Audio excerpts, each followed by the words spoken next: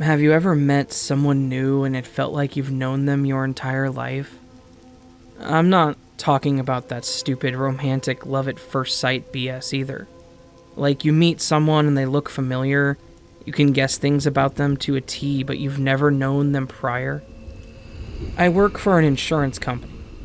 I'm the one who reviews the financial records for businesses to make sure they're paying for insurance premiums, workers' comp, etc.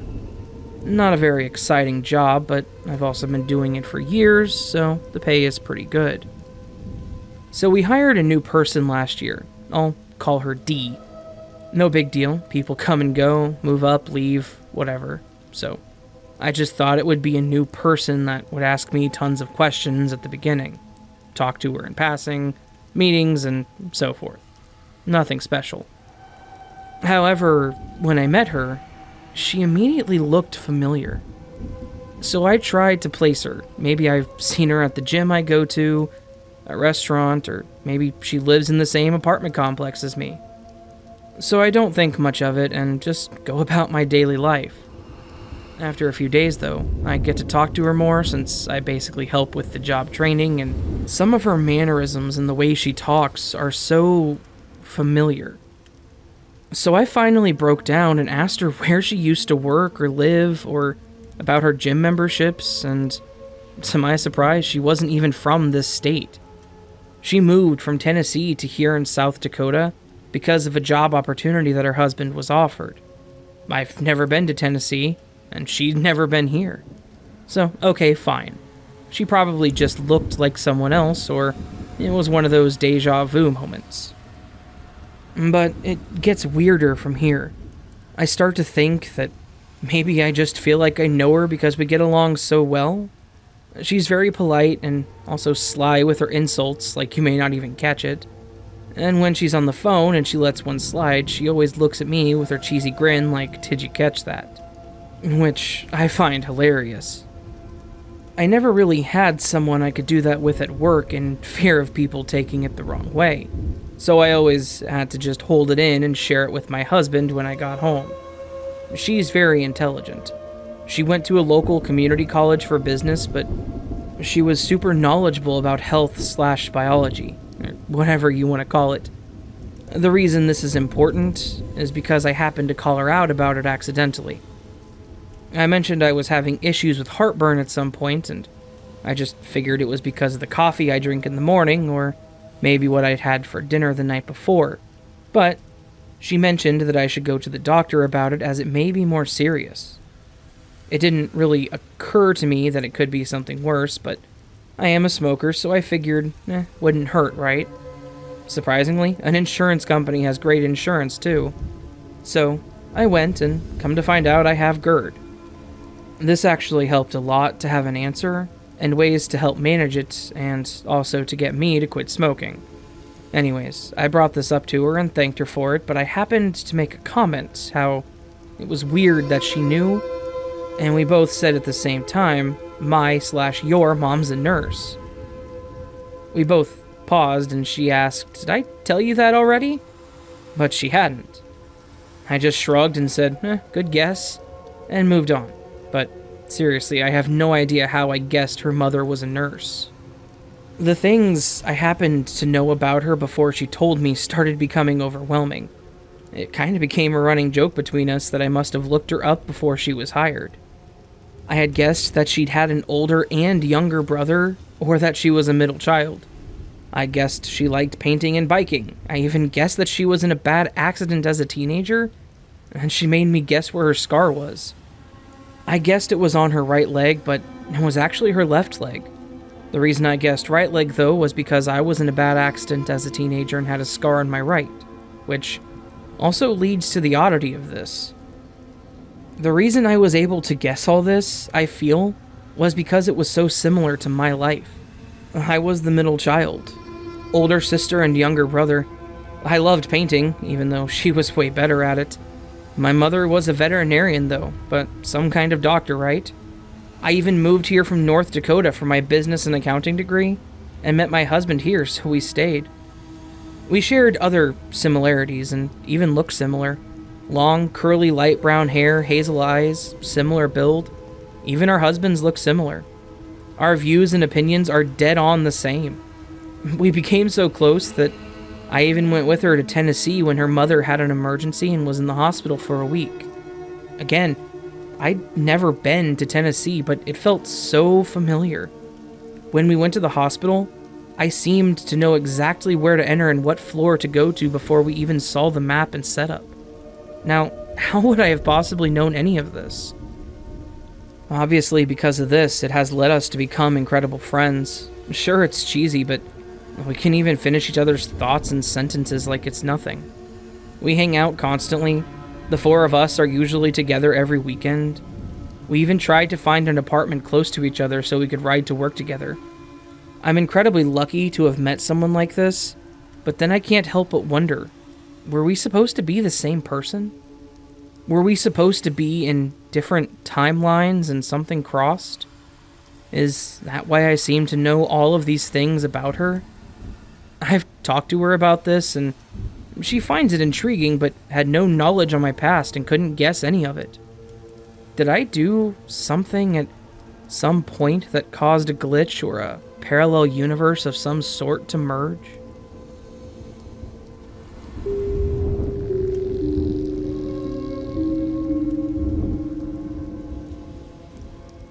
The other day, the strangest thing happened to me while I was driving my daughter to her grandmother's house so she could watch her while I went to work.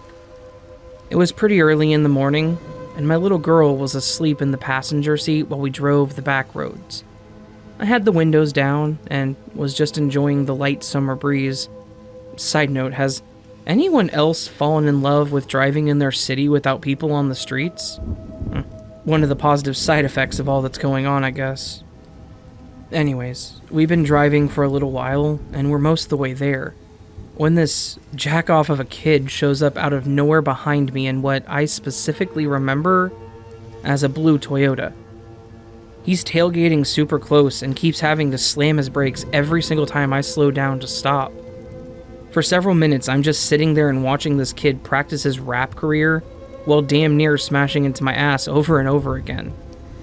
I remember he had a mostly shaved head, sunglasses on, and a bandana around his neck that I'm assuming he was using for some sort of facial covering.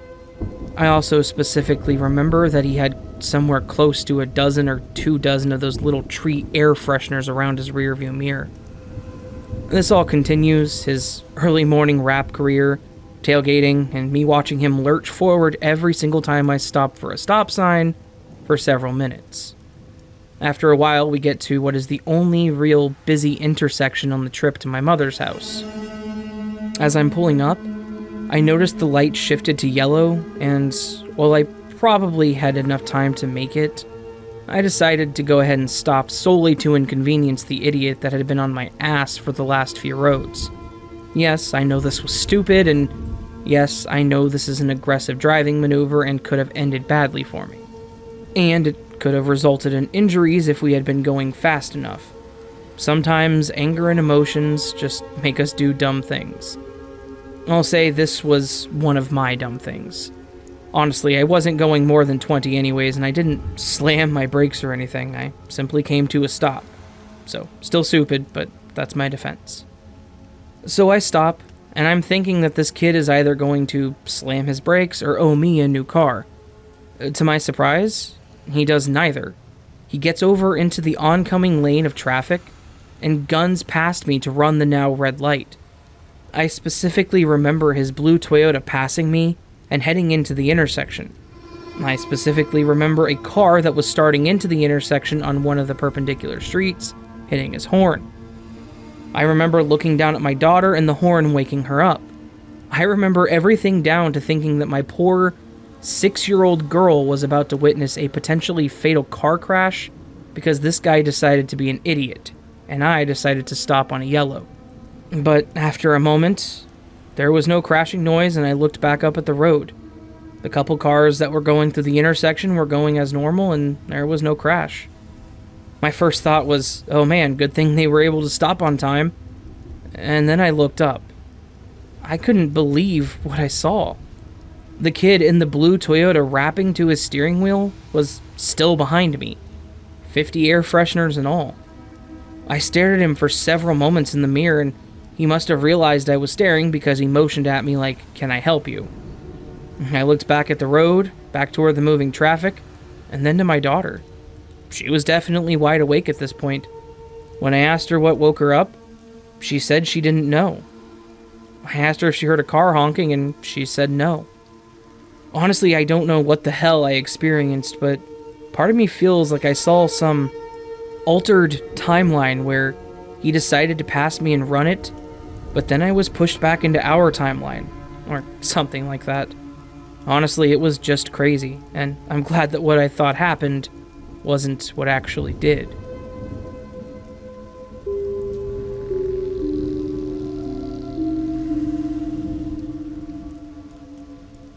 When I was a teenager living in Vienna, in the small country of Austria, I excessively played The Sims.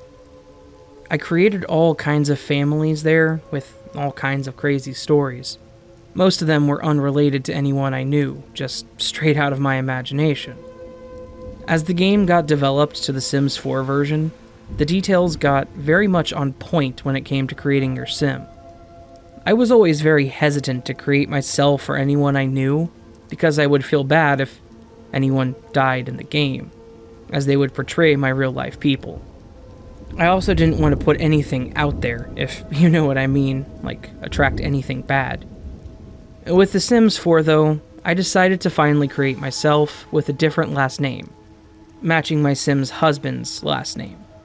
The husband was of color, as my celebrity crush was 50 Cent, I was 17 by the way, was wearing a black tank top, camouflage pants, trainers, and a black watch.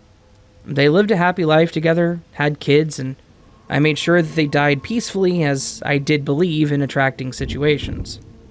I met my boyfriend 2 years ago after I moved to London. We're in a very happy relationship. One day we were at a market, and it was really hot, so I bought a dress so I could change into something more light, and my boyfriend bought some pants in a thin material. He asked if I liked them, and I turned, and it was camouflage sweatpants. I said yes, and we proceeded to go home. We only lived a minute away to change. We changed our clothes, and my boyfriend asked me if he looked good. I finished dressing up and looked at him to check his clothing, and he was wearing a black tank top, the camouflage sweatpants, trainers, and a black watch that I had just bought him as a present a few weeks ago. I immediately realized that he looked like my husband in The Sims that I created years ago. I started laughing and told him, "You look like my Sim." He looked at me confused, and as I told him what I meant, he told me, "Oh, so you attracted me into your life," with a cheeky smile, and I guess he was right. That was my most glitch moment that I've ever had, and I don't regret it at all. Edit, some extra information I forgot to mention. I also remember that I created the husband, and many other husbands for my Sims, with the traits of an artist, as I wanted to have nice pictures in the house of my Sims. My boyfriend is also an artist himself, and we have loads of pictures that he's drawn. If this is the Matrix, they really pay attention to details.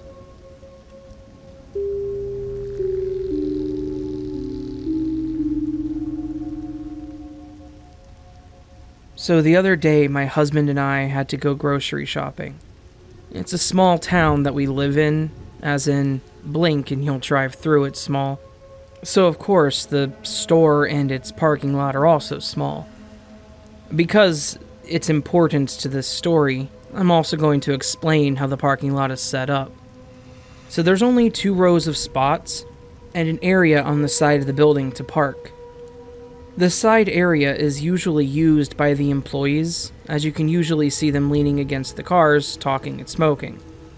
Then, the 2 most front spots are handicap parking only, with 3 or 4 spots on each side of them. I can't remember exactly at this point. I parked in the spot furthest from the entrance on the right, looking at the building. I remember this because it was over the weekend, and it's usually pretty busy, so parking isn't always convenient. So I ended up waiting for a car to pull out, so I could at least be in the row closest to the building. As I got out of my car and walked to the left to enter the store, I noticed a sticker on the back of the handicapped parking sign. I specifically remember this because it was an avocado with a funny saying. It said something about don't be down in the pits, or something to that effect, which I found was fitting with our current state of the world. So we enter the store, do our shopping as normal, nothing crazy about it other than the price of beef, and start to head to the exit. As we are walking out, I went to walk left to go to my car when my husband stopped me saying we parked to the right. I didn't think much of it and told him no, we parked over here, to which he again disagreed.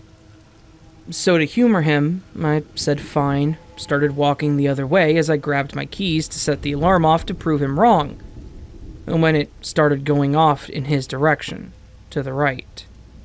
I stopped because I know for a fact we parked on the other side. I even went back to the handicapped spot to check the sticker and told my husband about the sticker as I walked up to it, as I remembered the saying. And the sticker was still there. I asked him how I would have known about the sticker if it was in the opposite direction. He just shrugged it off and said I probably remembered it from a previous trip, but I know that can't be. I specifically remember it because I thought it was clever, and I hadn't heard it before. My husband was also with me the entire time, so I know he couldn't have moved the car closer to mess with me, or just to be nice, and no one else was with us. The only thing I can think of is that it had to be a glitch or something broke.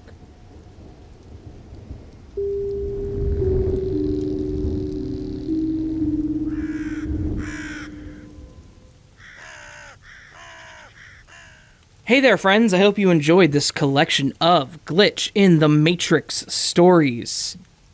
These stories were fantastic, as always. As they always are, these true story collections are always fun to do, and always a good time. And I hope that you genuinely enjoyed them, because I love doing these. So, if you did enjoy that, and would like some content that's, I don't know, kind of similar, maybe a little different, but mostly similar, but also mostly different. You know, like comparing, let's go with ice cube trays to hairbrushes, you could join the Nevermore. To join the Nevermore, all you gotta do is hit that subscribe button and the bell icon next to it, and that makes you part of the Nevermore. We also have a Discord server now. I am sharing it with the Dark Narrator. If you would, please consider joining that if you're on Discord, as, I don't know, I love talking to people whenever I'm there, which is sometimes. Anyway, you can do things like follow me on Twitter, Facebook, Reddit, or support me through Patreon or Ko-fi. All optional, all greatly appreciated. All that said, friends, the weekend is upon us, and I hope you have something enjoyable planned. If not, I hope you're able to spend some time with yourself, with those you love, and just do nothing for a moment, because sometimes doing nothing can be therapeutic, if nothing else. Alright, see you all in the next video. Much love, and sleep well.